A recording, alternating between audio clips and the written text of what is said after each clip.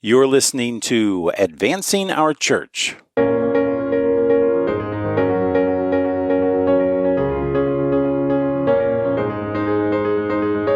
Welcome to Advancing Our Church, a Changing Our World podcast about Catholic stewardship, leadership, and advancement. I'm Jim Friend. Well, here we are moving towards the end of July and into August. You know, as I think about the summer, I think June is kind of like a Friday. July is kind of like that Saturday where you don't have to really worry about doing anything the next day. And August is kind of like that Sunday where we just know that we're a few weeks away from beginning school and maybe some of our program areas in parish life or ministry or what have you. So let's enjoy these last days of July together. As we continue our podcast, we are continuing to focus on summer planning and how we can make an impact on our summer planning for the coming year. True to that, we have Dave Baranowski on the show today who's going to talk about supercharging our stewardship efforts for the coming year. And as I mentioned last week, I've also been rereading Larry Bossidy's book, Execution, the Discipline of Getting Things Done. And I thought I would just offer a couple of very quick reflections on this book as we open up the show over the next couple of weeks. So as I mentioned before, execution stems around three core processes of your organization: getting the right people or leaders in place, creating a solid strategy, and having an operation that is adaptable and ready to pivot to meet the needs of your mission. And every organization has a culture, right? Sometimes that culture can be healthy and other times it can be toxic. In fact, it's been said that culture eats strategy for breakfast. You can have the very best people, the very best strategy, but if your board, pastoral council, teaching staff, or your team just isn't open to new ideas, it's going to be impossible for you to get things off the ground. And as I think about execution, it's a lot like stewardship. When we think of stewardship in a church setting, we know that someone who is committed to a life of stewardship incorporates that as a complete lifestyle. It's a part of everything that they do. Execution is similar because it becomes a philosophy of managing your organization. The leader is a steward of the organization's people, the strategy, and the operations. Their job is to cultivate those areas of the organization so that they can be shared with increase to the mission. If we don't steward and work with our people, our strategy, and our operations on a regular basis, then our school, our parish, or diocese, or wherever you work, you won't have what you need to share those gifts with advancing the mission of our church. So next week, we'll talk a little bit about adding a bit of realism to your organization and how we need to hold up a mirror to ourselves once in a while just to get at the truth. Now, let's get to work. On the show today, we have Dave Baranowski. Dave is the Director of Stewardship Education for the Archdiocese of St. Louis. So Dave is a 30-year marketing executive who was called into ministry 7 years ago when he was recruited by his archdiocese to lead their stewardship efforts. Dave is going to share with us some ways in which we can supercharge our stewardship efforts this year, and he also shares his beautiful story of conversion to the ministry. I know you're going to enjoy this episode, so without further ado, here's my conversation with Dave Baranowski. Dave Baranowski, welcome to Advancing Our Church. It's great to have you on the podcast. Thank you, Jim. I appreciate being here. So, Dave, tell us a little bit about your role in the Archdiocese of St. Louis. Sure. I am the Director of Stewardship Education for the Archdiocese. I have been in this ministry for almost 8 years now. The primary role is to work with our parishes on trying to develop a stewardship culture within their parishes. So we have marketing and educational resources.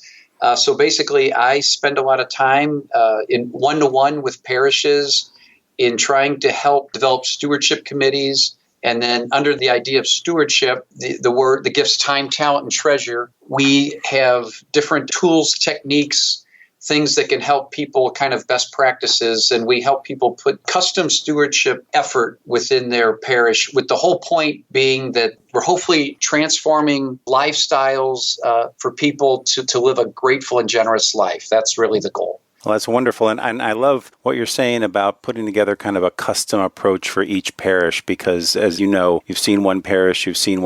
They all have their own charism, their own unique qualities and needs. So it's wonderful that you custom make your approach for each of your parishes. Yeah, so Jim, the word charism, that's a great start into this. What I've discovered over the last 8 years is just as we have our own, individual charisms that the Holy Spirit has given us, as our faith grows and evolves, our individual charisms change. Well, just like you said, parishes also have parish charisms.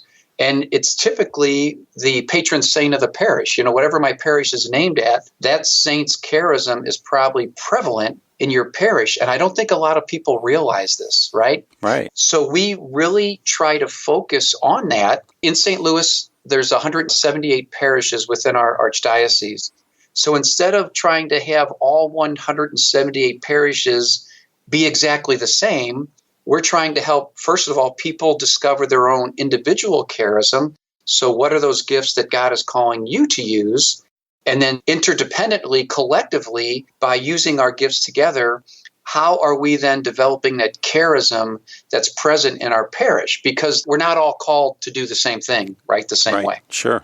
Maybe for someone who is not familiar with stewardship, maybe we should start just for a moment at the beginning. When you come to a new parish, and the pastor is interested in starting stewardship, how do you describe, the spirituality of stewardship and what a stewardship community is? Sure. So the simple definition that we use here is that stewardship is simply recognizing that everything that we have and that everything we are is a gift from God. And then we're called to be grateful and generous with those gifts. So we're not really owners of anything. We're merely stewards. And as I mentioned earlier, stewardship isn't just a series of activities. It's not just an accounting of our gifts. Rather, it's a lifestyle. It's how I live all the time. It's easy to be a good steward when I'm up at my church, right? When I go to Mass, Sure. When I'm in one of my ministries, when I'm at an event. It's easy to be a good steward then. But it's that other 98% of the time when I'm out in the world, is my life an example of the gospel, right? But do my words and actions proclaim the gospel? And really, that's when it's more important to be this example of a good steward. So I've learned that stewardship, to kind of explain the spirituality, to answer the question directly, there's personal stewardship and there's parish stewardship. 10 years ago, Archbishop Carlson, our Archbishop, when he arrived here, he recognized that the word stewardship, time, talent, and treasure, that becomes like Catholic corporate speak, right? Many people hear this and they immediately tune out. Instead of opening our hearts, many times when people hear these words, it hardens people's hearts, right? Sure. Stewardship is so closely associated with money only. It's only about money. They want to shake more money out of me. Well, Archbishop Carlson, when he arrived 10 years ago, instead of using the word time, we refer to the word prayer, because time, the gift of time, is really our time in prayer with God. Talent is really our ministry participation. It's our charitable good works that we do when we're out either in our parish or outside our parish. And then treasure, the original word was payback, but that's got kind of a negative connotation. So payback became generosity. So instead of using the words time, talent, and treasure, we use the words prayer, participation, and generosity. And really, instead of using the word stewardship all the time, I use the words grateful and generous, because we have found people understand when I say grateful and generous, prayer, participation, generosity, people understand what those words mean, and they're more receptive, right? They're more open to hearing more about the stewardship. So this leads into the spirituality of it. I'm finding that there's your own personal stewardship and your parish stewardship. So your personal stewardship, that's my own conversion of heart. I've got to really believe this stuff. I got to trust in God, right? I got to put God first before all the other gods that I have in my life. This is a lifestyle. Within these gifts of prayer, participation, and generosity, there's a personal best practice that we can do that needs to take place. And under prayer, we really try to help people develop a daily prayer process. Many people in St. Louis, we know the written prayers and we can recite written prayers, but many people don't have the ability to ad-lib a conversation, right, with God. Sure. So that's the whole key to the rhyme. The whole key to stewardship is the foundation is based on prayer. So we really try to help people, give them tools, techniques, talk to them about how do we have a conversation with God? How do we pray in our own words? And not just talk, but more importantly, listen. That's the hard part. It's easy to do the talking. The hard part is the listening. What does God want me to do with my gifts? So we really help people in that area of prayer. In participation, a couple of things. We really try to help people individually identify, how is God discerning my gifts? What are my gifts? What are my charisms? What are my gifts of the Holy Spirit? Not what my talents are, but what my gifts are. Talents can be used for good or bad. We can develop talents and they can be used for good or bad. But a person's charisms are gifts of the Holy Spirit. Those can only be used for good to build the church. So we have found when we can help people identify what God is calling them, what ministry is God calling them to do, and put them in that ministry. Because here's what happens. When God puts me in the right ministry, God rewards us with peace and joy, but he also zaps us with supernatural joy. I mean, like over-the-top crazy joy, joy that cannot be contained, right? Joy that just oozes out of you. So when people meet you and talk to you, they want that, right? They're attracted to that joy, right? So that's kind of where stewardship and evangelization kind of overlap, is when we can help people pray, how is God calling me to use my gifts? When I can discern what those charisms are, and then I do that, now the joy comes out of me. Well, then the next part of this is sharing our faith, right? So within our participation in ministries, many people are afraid to give lay witness, right, to their faith, because they think you have to know Scripture, you have to have the catechism memorized. But really, for most of us, it's about our relationship with God. If we can just tell people the stories about our relationship with God and all the wonderful opportunities that God gives us throughout the day to talk with other people. For example, say I'm at my parish, I love working on the fish fry, right? And man, when I'm up at the fish fry, I'm just glowing and I love to talk to people. Well, there's all kinds of great stories that come out of that. We encourage people in your ministry, the joy that God's giving you back from this, share those stories, right? So that's kind of prayer participation. And then the money part, the generosity. We have found that in St. Louis anyway, if you're Catholic, you have a lot of opportunities to give money. You have your parish offertory, we have second collections, we have capital campaigns, we've got annual bishop's appeal, we've got community things. Many people think, well, Dave, I gave money to the annual Catholic appeal. Why do I have to give to my parish? Why do I have to give to a campaign? So we really take time to explain that these are different buckets. These go to different places. And we developed a worksheet called the My Catholic Giving Guide to show people how to really kind of divvy up the resources. And the whole key to our giving then is we need the idea of first fruits. We need to give God our first and our best. So we have found in St. Louis, if we can help people plan their giving on an annual basis, in a calendar year, here are all the opportunities you're going to ask to give. Well, let's plan for that. So very simply, we've got a worksheet that says, how much money does your household make in a year? What percentage do you want to give? Multiply that percentage times your household. It's going to give you a finite number, right? It's going to give you a real number. And then I just literally take that amount and I divide it across all of these different opportunities that we have to give. And we find people understand that. I will tell you, when it comes to money, many priests in St. Louis do not like talking about the spirituality of giving money. But it's very much, it's as important as going to church, as participating. Giving money is as much of our faith as anything else. And the reason is because for many people, God and money run neck and neck. Right. For a lot of my adult life, money was my God, right? That's what I worshiped over God, right? I was in a bad state. And I think many people are at this point. So the idea is, how can we talk to people about using their money, managing their money, spending their money in a way that draws them closer to God? So all this stuff personally, as a ministry leader in my parish, I have to have this inside me before I go to my parish committee meeting. Because if I don't have these things, if I'm not examples of these things I just talked about, when I go to my parish committee, we're not going to bear good fruit. When I go to a parish meeting, to set up, we're going to talk about ingraining stewardship. Mm-hmm. This is always the first question. Dave, we definitely want mass attendance to increase. We definitely want more participants in our parish ministry, and we definitely want our offertory to increase. And my response to this is this. I'll say, those are great secondary goals. Those are wonderful secondary goals.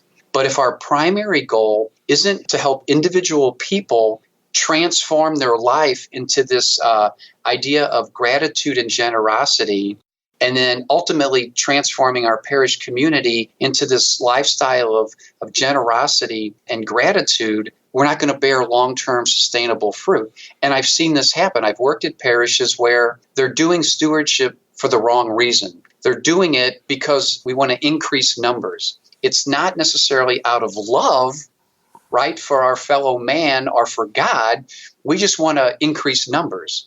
So when we go into it with that attitude, I'm going to tell you, your stewardship efforts they're not going to bear good fruit. And over time, your committee is going to wither away and die unless we go into it with this idea of relationship. I want to build a relationship with God, and I want to rebuild a relationship with my fellow man. If that's not the reason why we're doing it, then really the whole spirituality of the stewardship is not going to take hold in your parish. Well, that makes so much sense because gratitude is a byproduct of our spirituality, right? We feel grateful when we have a close relationship with God and we recognize that everything we have is a gift from Him. So we, in turn, want to do that for others. But it makes so much sense what you're saying, that we have to start with our relationship with God, with our own spirituality and prayer, and then all these other wonderful things can happen. Yeah. So the two words, gratitude and generosity, my experience is that they're a wheel. It's the momentum. So, Jim, you give me something, right? Well, I'm thankful, right? I'm grateful to you. Well, most people's response then is they want to share it. Right. You've given me a gift. I want to share that gift with somebody else. So now I'm going to be generous. And then I give it to somebody else. Now they're grateful. And then they share it. And now they're generous and grateful. So this wheel of gratitude and generosity just keeps building momentum. And it's really pretty simple, to be honest with you. Well, I've worked with a number of pastors, as have you, and I've always found that they are more comfortable talking about stewardship of treasure or resources when it is under the lens or under the spirituality of stewardship. Have you found that as well? Yeah. So this is interesting. We had a parish meeting last night, and we were talking about this idea of offertory versus fundraising. So many parishes in our diocese have become so dependent on just fundraising activities because our offertory isn't enough, right? Right. So think about this, these pure fundraising activities, many of them, there's not really a spiritual component to it, right? We have parish auctions, we have raffles, we have all this stuff where people expect something in return. But offertory, the offertory at Mass, this is that we're offering ourself, right? Jesus is the sacrifice, right? Well, at Mass, we're having a chance to give ourself, offering part of ourself. So how do we wean ourselves off of fundraising, but that money that we spend on fundraising, people spend on fundraising, how does that money go into offertory? Because that's where our heart is, right? And when I give an offertory, I should be doing this because I don't expect anything in return. So again, this goes to the whole reason of what's the rationale of doing it? Am I giving money because I'm expecting something in return? Or am I giving money because I want to support the mission and ministry of my parish? And really out of gratitude for everything that God's given me, I want to help build this kingdom. So that's kind of what we're trying to talk about here in St. Louis as well. I love it. So Dave, we're in the middle of summertime here, and a lot of folks are doing summer planning for the coming year. What would be some of your recommendations if a pastor and his stewardship committee wanted to kind of supercharge their stewardship efforts in the fall? Yeah, so a couple things relating just to summer. And I'm going to kind of get into my soapbox a little bit here. First, every parish should have some form of electronic offertory available. This is just a wonderful tool, and especially during the summer when a lot of folks are away from their home parish. So hopefully many parishes have the ability for parishioners to give electronically. The other thing, this is big here in St. Louis. So everybody wonders, boy, mass attendance is down during the summer, right? Everybody's on vacation. Well, I'm going to call BS on that. Not everybody is on vacation at the same time. Too many parishes, they close down. They don't have ministry meetings, right, during the summer, right? Everybody closes down in the summer because everybody's on vacation. Well, everybody is not on vacation, right? And when we close down our parish ministries, we stop meeting in June, July, and August. What we are telling our parish is that we're closed for the summer. We are telling people that we're not a 12-month church. We're really a 9-month church. This is a big issue. Man, I get all over parishes when I talk to them about that. We should be meeting year-round. Everybody in St. Louis, where are the young people? Where are the young people? Well, the young people are looking for stuff to do, and there's all kinds of opportunities during the summer. There's all kinds of ministry opportunities that we don't take advantage. We were talking earlier about charisms.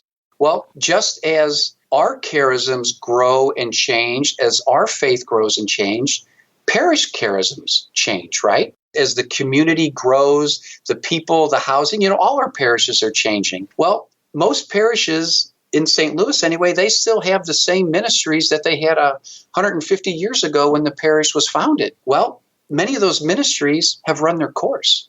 But on the other side, the upside is many parishes have brand new gifts that we haven't even tapped into, right? So this is part of it. We need to be looking at those gifts and not quit on the summertime. Ministries need to be meeting year-round. Okay, So to get ready for upcoming in the summertime, there's a few things that have absolutely worked in St. Louis. And one of these is we encourage our parishes to have annual parish ministry leader meetings. So think about this. Wherever you work, you have staff meetings, right? Everybody has staff meetings. Think about your parish. Many parishes, how many times do you bring all your ministry leaders together in a group? Probably never. Right. So my corporate life prior to this, we had meetings all the time. So when I met with parishes, I guess I was astounded that not all the ministry leaders got together. And I know this happens across the country. So say your parish has 40 different ministries. So for most parishes, this isn't intentional. This is just the kind of way it evolves. We've got 40 ministries. So instead of being one body of Christ, right, within our parish, what happens is we're usually 40 little bodies of Christ, like little tops spinning off each other, bouncing off each other, right? Each one with their own agenda, and many times that agenda being different than our parish mission. So we have found when we can have an annual meeting, when we bring all our ministry leaders together, it does a couple things. First of all, people get to meet each other, right? Because many people, I've been in the parish 30 years. I know everybody. Well, you know everybody until you get in the room and you go, wow, I don't know everybody, right? So it's a great opportunity for people to actually meet each other. And then that's when the conversations start, right? And that's when people start recognizing the overlap of what ministries do. And hey, maybe instead of having 4 separate ministries of 5 people that do the same thing, maybe combining ministries of one ministry of 20 people, right? That has a little bit more oomph to it. So we have these annual parish ministry meetings, and the initial one, we provide stewardship formation at these meetings. So think about this.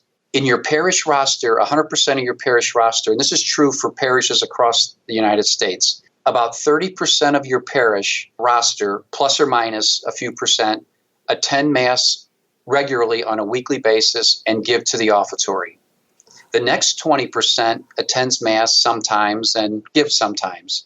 But for most parishes, 50% of their registered parishioners never set foot in their church, never go to Mass, never give to the offertory. But the paradox to this is this. The 20% that show up sometimes and the 50% that never show up, that's 70% of people.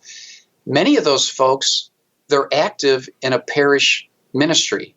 They coach one of your sports teams. They work the beer booth up at the parish picnic. They work the fish fry, right? So they're involved at ministry meetings, but so they don't go to Mass. They don't hear the knockout homilies that our pastors give on stewardship. So let's help form our ministry leaders on what stewardship is, so that in our monthly ministry meetings we talk about stewardship. We start throwing this idea of gratitude, generosity out there. And with this, part of this training is we got to change the gears of these ministry meetings. Ministry meetings need to be more ministry and less meeting. People join ministries to be spiritually fed. People don't join ministry meetings just to go to another business meeting. We all got enough of those, right? Right. But we need to pray more. We need to pray together more in ministry meetings. And then at the end of these meetings, we need to be inviting people to be part of Mass. So if I'm running a meeting and I recognize 5 or 6 of the folks that I don't see at Mass all the time, I should be going up to them individually, not in front of everybody, but I should be inviting them to go to Mass. Hey, join my wife Sharon and I at Mass. We'll grab some breakfast afterwards. We've got to continually invite people back to Mass. Again, my experience is a lot of the folks, and these are the registered people in our parish. These aren't the folks that we don't know. We know these people, right? Right. But typically there was something that happened, right? If your parish had a school, I got in a fight with the 3rd grade teacher, so I stopped going to Mass. Father Joe, 15 years ago, I got in an argument with him, so I stopped going to Mass. Whatever those reasons are, we need to keep reaching out to these folks. And our evangelization target really is a lot of people that are within our parish boundaries. We have found that holding these parish ministry meetings on an annual basis allows people to get together. We're able to provide stewardship formation that then they're able to use within their individual meetings. And ultimately, it's the personal invitation of inviting people back to Mass. That is absolutely another thing, Jim, that has helped kind of the spirituality of this whole idea of stewardship is this. Many of our parishes in St. Louis will celebrate their stewardship renewal in the fall.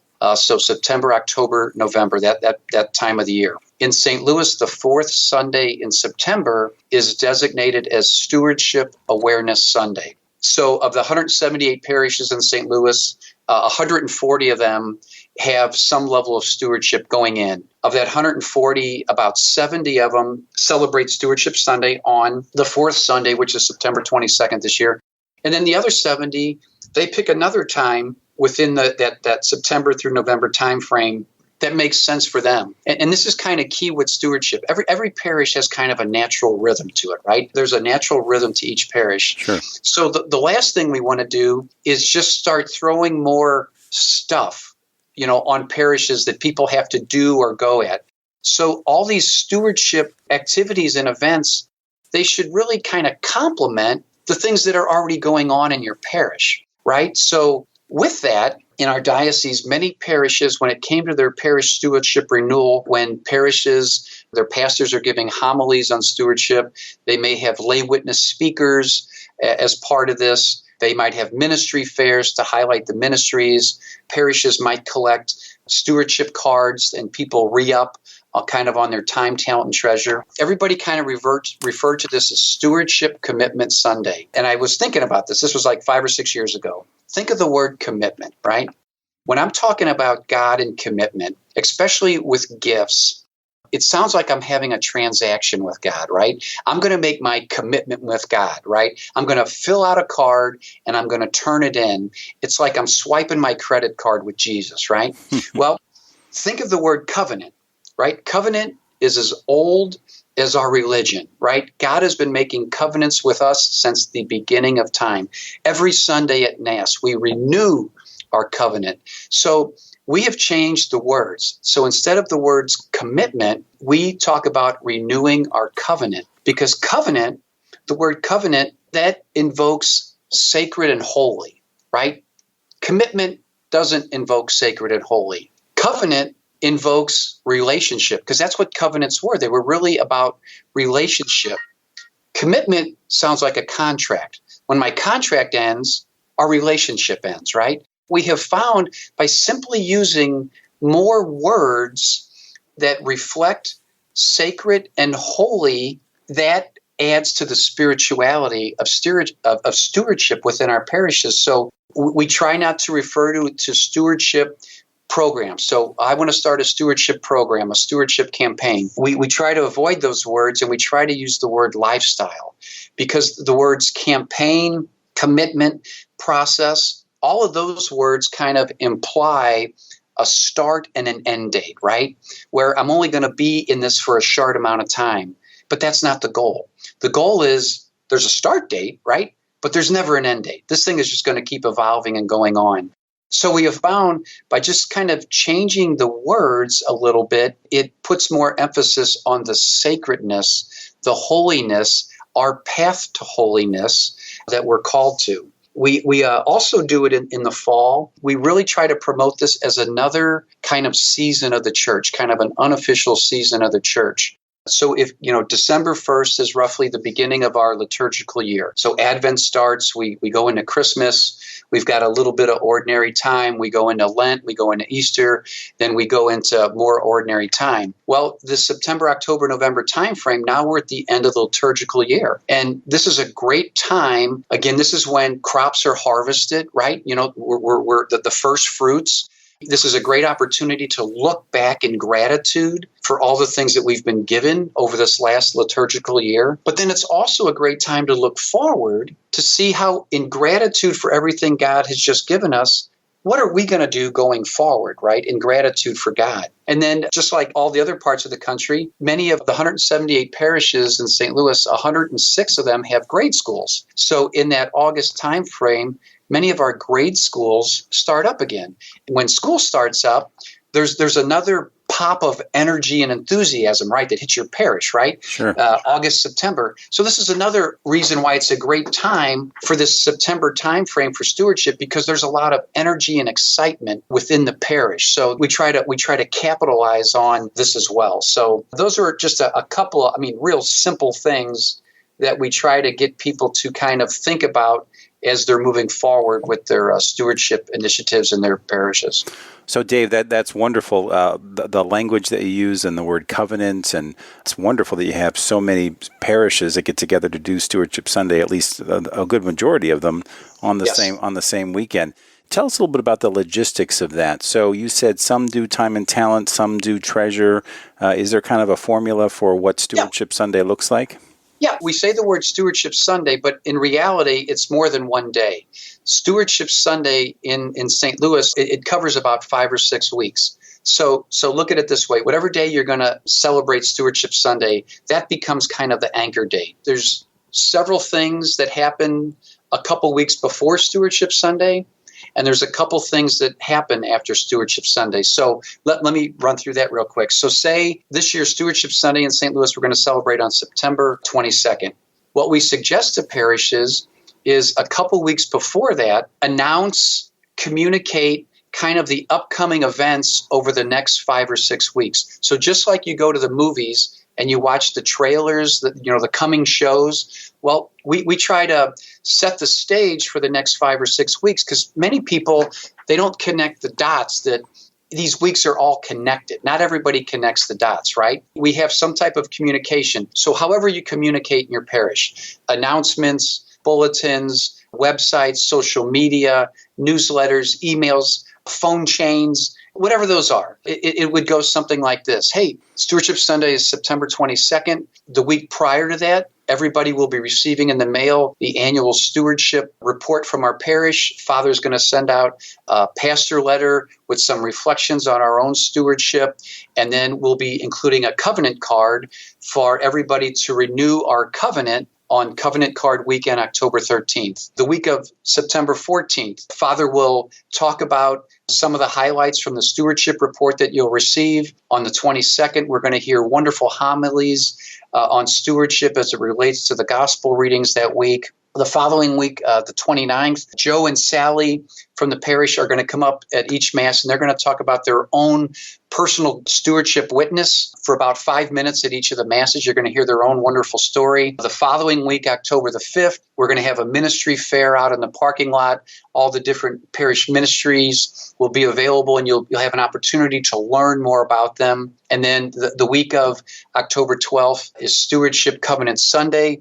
At all the Masses, we will have an opportunity at Mass to pray, discern, and renew our covenant with God. We will be given time at Mass to complete the covenant cards, and then everybody will be invited to sign your card and bring it to the foot of the altar and put it in a basket at the foot of the altar. And then we will follow up with the new people that are participating in new ministries. So I've just kind of laid out kind of the 5 weeks, right? Yeah. So we have found when parishes go through this, they get, I'm going to use the word more bang for their buck, right? Mm-hmm. And it helps people connect the dots of each week of what they're building up to. And we find when parishes do that, they're more successful in inviting people back to Mass. They're more successful in inviting people to parish ministry, and they're more successful in inviting people to share their financial gifts with the parish as well. We have found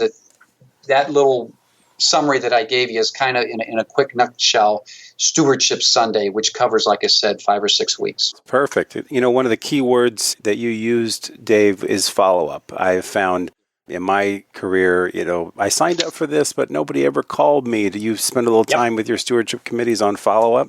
Yep. This is the key. So I'm going to give you a real life story of my own my home parish. Okay. This is like 5 years ago. I was the head of the stewardship committee, and we had our stewardship meeting. And what we told everybody was on Covenant Card Sunday, our stewardship committee meets that following Monday night. We get all the cards, we get all the information, and we break out all the ministry information, the people that are signing up for different ministries, we get all the contact information. And then on that Tuesday morning, the Tuesday after Covenant Card Weekend, the ministry leaders, you're going to get an email from me. Here are the folks that have signed up within 1 week.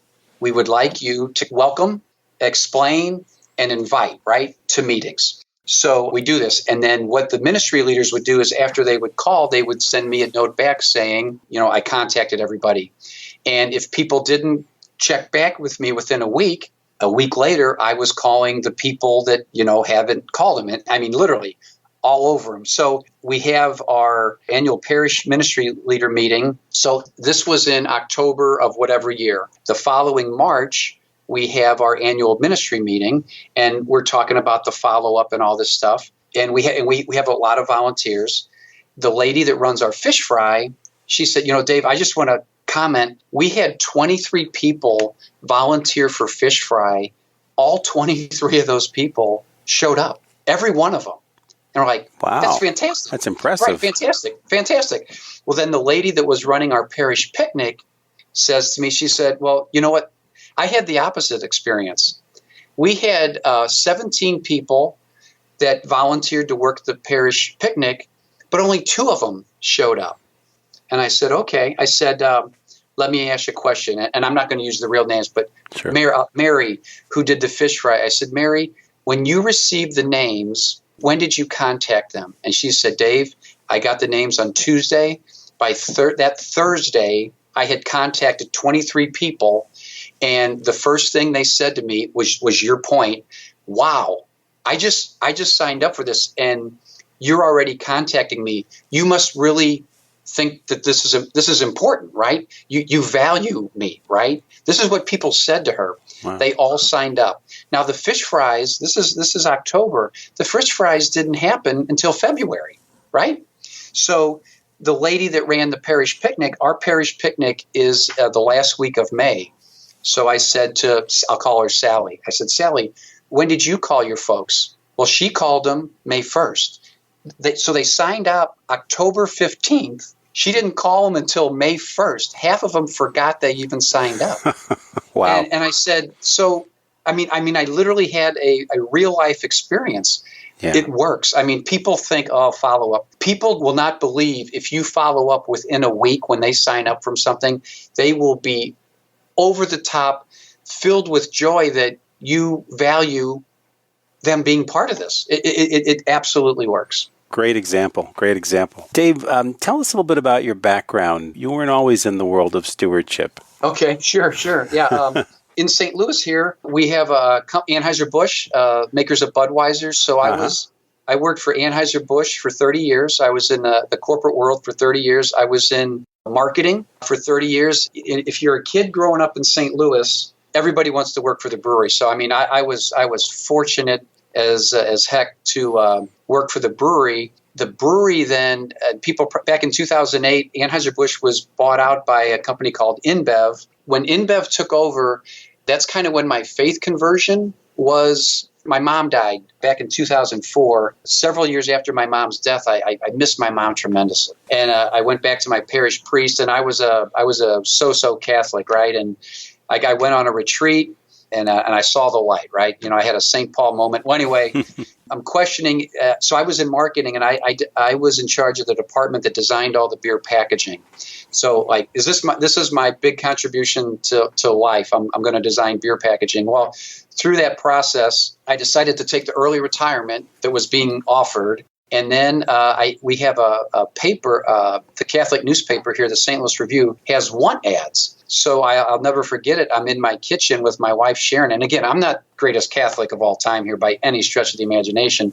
And I said to my wife, Sharon, I said, hey, I'm gonna send there was a job opening. I'm going to send him a resume. Well, Sharon starts laughing at me. She goes, Dave, why on earth would the Archdiocese of St. Louis hire somebody like you? And I said, I have no idea. Well, I will tell you, they did. So my little joke is that they must not do background checks here because they hired me. So I had a whole career at Anheuser-Busch. And my little joke when I go out to talk with parishes, my little joke is that I was fortunate to work for the King of Beers for 30 years. And I now hope to work for the King of Kings for the rest of my life. So beautiful. It was wonderful. But I will tell you, I think God was prepared. I think all the things that I learned in my life at Anheuser-Busch has prepared me for the ministry that I'm in now. Oh, without a doubt, yeah.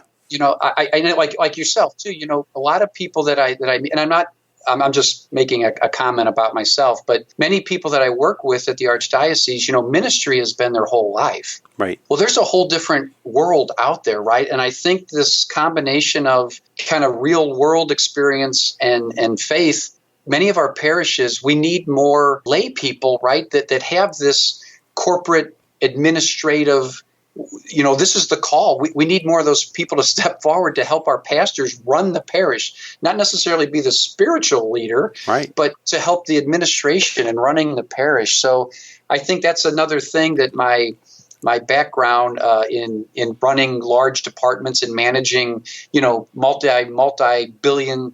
One time I ran $1 billion budget. So yeah, you get to do things like that a lot of churches don't get to do. So sure. Yeah, that's my background. Yeah. My background is also my wife, Sharon. We've been married, going on our 36th year. We have 3 adult children. We are happy parishioners of Mary, Mother of the Church here in St. Louis. Beautiful. Well, Dave, anybody hearing you on this podcast can hear the enthusiasm, the excitement, and certainly all the marketing expertise that you bring to this position. It's been so great to chat with you today. Let me just ask you one more question before we sign off. But you have, I think, talked about your own personal conversion experience. Can you share that with us? Yeah, absolutely. So I grew up Catholic, went to Catholic grade school, high school. Our kids all went to Catholic schools. I always believed in God, always. But I will tell you, my life at the brewery, Anheuser-Busch, money, the power, all of those things became a god before God. I'm being very, very frank with this. My mom died in 2004. I was blessed with a wonderful mother and father. I was blessed with wonderful 2 sets of grandparents that were huge influences in my life, aunts and uncles. Well, my mom dies. 3 years later, I'm 47 years old. And Jim, I miss my mom tremendously. I can't even explain how bad I miss my mom. So talk to my wife, family, friends, right? I'm getting no relief. So I decided to talk to our pastor, Father Gary, about this. And now, again, I'm not the best Catholic. We still take the kids to church, but when it's on our schedule, right? Right. So when I meet with Father Gary really doesn't know me. He knows me more as envelope 153, right? This is our relationship. Well, Father Gary, we end up being great friends because Father invited me to go on a retreat with the men from our parish. It's called the White House Jesuit Retreat Center here in St. Louis. So I go with the men of our parish. And the thing I didn't know about it, Jim, was that this is a silent retreat. And as you're finding out, I'm not a silent guy, right? So I get to this thing and I am like now freaking out because I have no idea that I'm going to spend the next 3 days in silence, right? So I am literally trying to get out of it. I'm signed up for the wrong one. I'm supposed to be at the talking one, not the silent one, where they're laughing at me. Well, God is in his wisdom I get there the first night, and our spiritual director, Father Jim Kubicki, who later he was the executive director of the Apostolate of Prayer, right? I find this out later. Anyway, Father Kubicki said this, and this was the life-changing thing. He said, don't pray the way you normally do. Instead, take this time in silence and listen to what God has to say to you.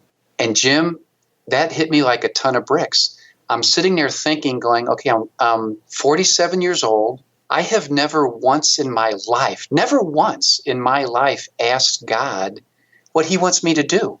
My prayers were always negotiations. God, if you do this for me, I'll do that for you. This is how self-centered I was, right? I never asked God what he wanted. So the Holy Spirit puts this thought in my head. I'm going to pray for every person that I had ever met in my life. So over the next 3 days, literally from my earliest childhood memories, I'm jotting down names. Well, after 3 days, I've got this, like anybody, you do this, you got a huge list of people. Well, every night before I would go to bed, I would pray the Stations of the Cross. I really have this devotion now to the Stations of the Cross. Well, the last night, Saturday night, the White House retreat is a beautiful setting. The early spring, stars are out.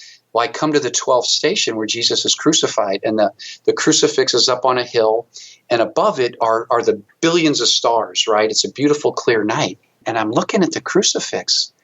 And Jim, I literally, it's something, I talk about this all the time, and I can feel it. As I'm talking to you right now, I can feel it. This wave of gratitude rolls over me. And as I'm looking up, I'm looking at the crucifix, and I see all these stars. Well, it's all these people, right? All these people that I've been praying for are all these little stars. And I fall to my knees, and I'm not a holy roller crybaby kind of guy. And I am sobbing uncontrollably with just joy for all these people that God put in my life. It just hit me like a ton of bricks, right? I thought I'm the great and powerful Dave Baranowski, right? I got this great job. I do all this stuff, right? But I'm not. It was God that did all this stuff, right? So it was in an instant. A flash. I said, Jesus, what do you want me to do?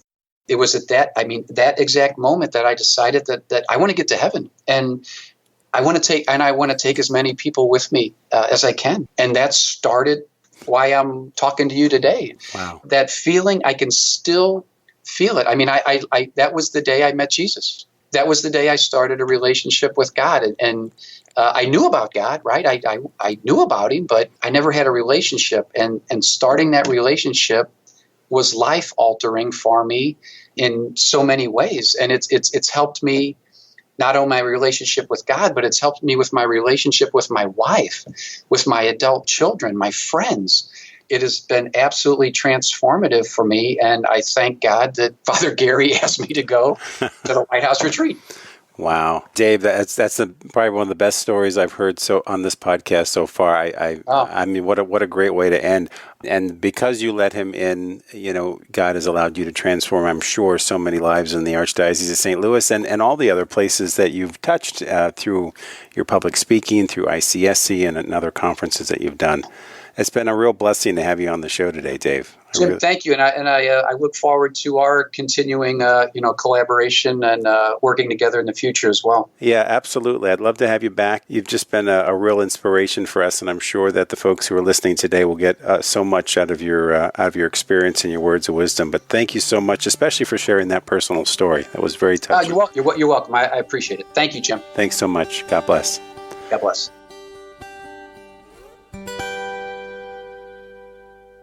I want to thank Dave Baranowski for being on our show this week. Dave will be at the International Catholic Stewardship Conference this fall, and I'll be sure to put his contact information on our website. What an incredible talent and a great interview. Dave, thanks again for being on our show. Well, that's our show this week. Special thanks to the Changing Our World podcast team and to Podastery Studios for their support of our show. If you'd like more information about our podcast, please visit our website at advancingourchurch.com. Follow us on Twitter, Facebook, or Instagram. Advancing Our Church is a production of Changing Our World, a fundraising and social impact consulting firm that has been advising both nonprofits and corporations for the past 20 years. For more information, please visit us at changingourworld.com. Well, that's it for me, everybody. I hope you're having a wonderful week. Take care and God bless.